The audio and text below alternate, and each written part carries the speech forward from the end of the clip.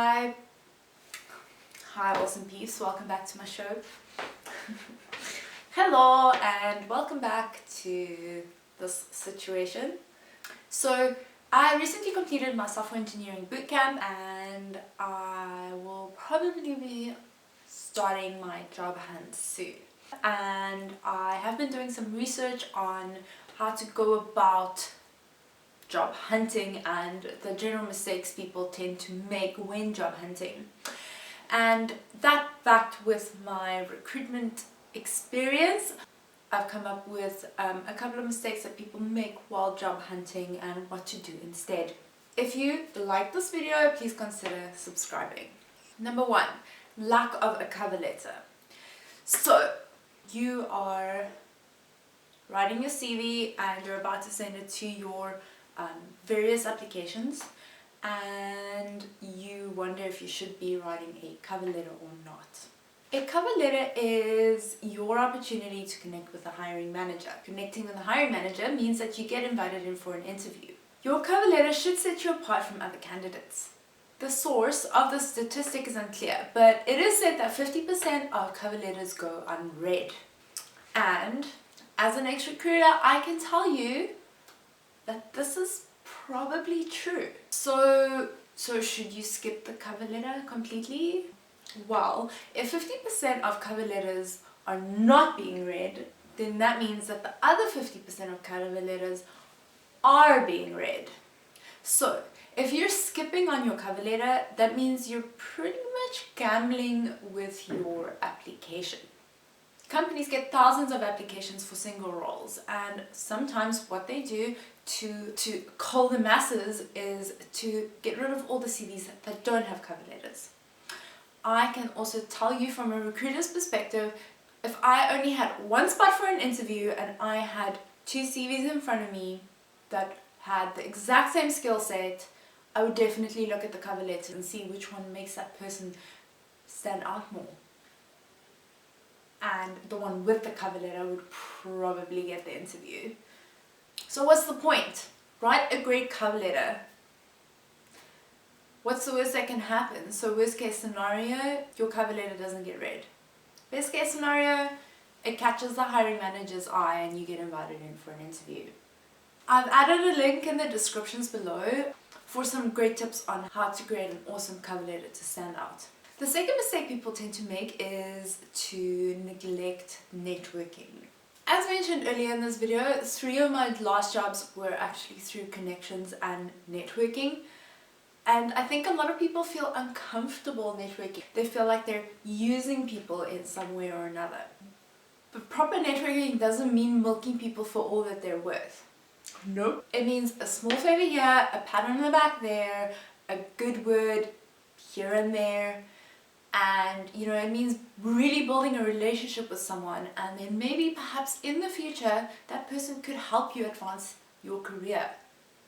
If you're a likable person and you're nice, then the likelihood of you already having a network is high.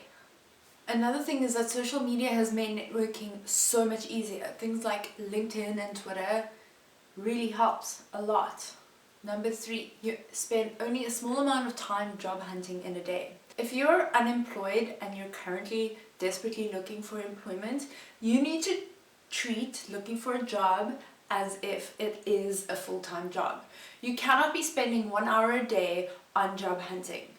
If you're a student or you're already working full-time, then you should be carving out extra time after work or before work. You really need to put in time in order to see results. You should literally be using all the resources that you possibly could. You need to be going onto websites of companies that you'd really like to work for. Go check out their careers pages. You need to be networking on social media, as well as reaching out to other colleagues or people that you know in the industry that might be able to get a foot in the door somewhere.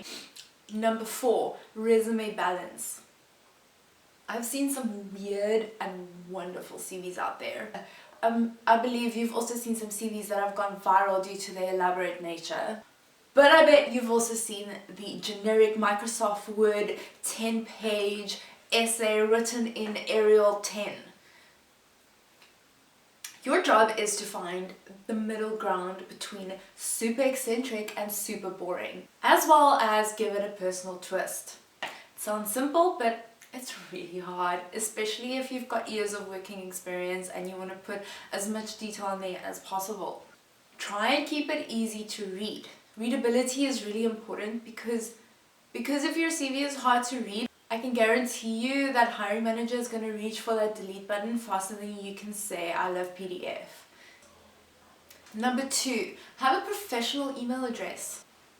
I really don't think trashed@thepub.com is going to resonate with your hiring manager. You know, name.surname@gmail.com works for the rest of us. I'm pretty sure it'll work for you too.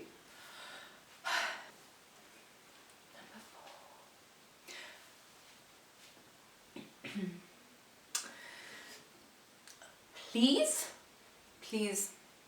just please, don't use words like LOL and IMO and BTW on your CV. Just don't.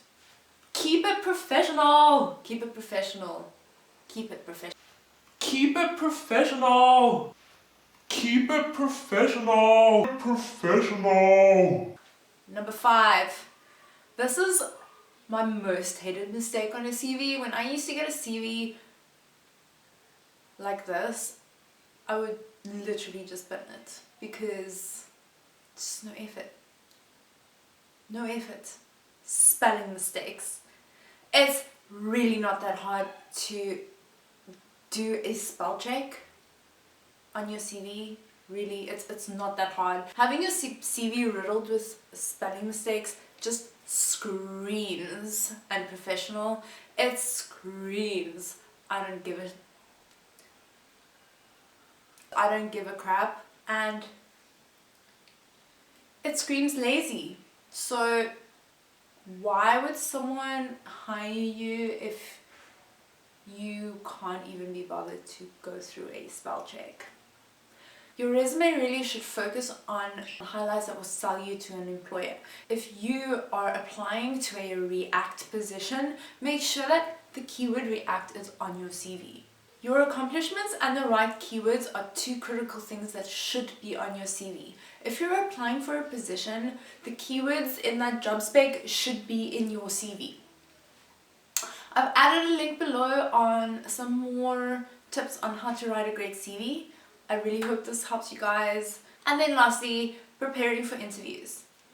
If you've worked your bum off to apply for jobs and you've spent so much time on finding jobs and you finally get an interview, what's the point of not preparing for it? You've spent so much time and energy into getting this interview and then you don't prepare for it. A lot of people go into interviews not knowing what the company does, they don't know what the company offers, they sometimes don't even know what role they're interviewing for.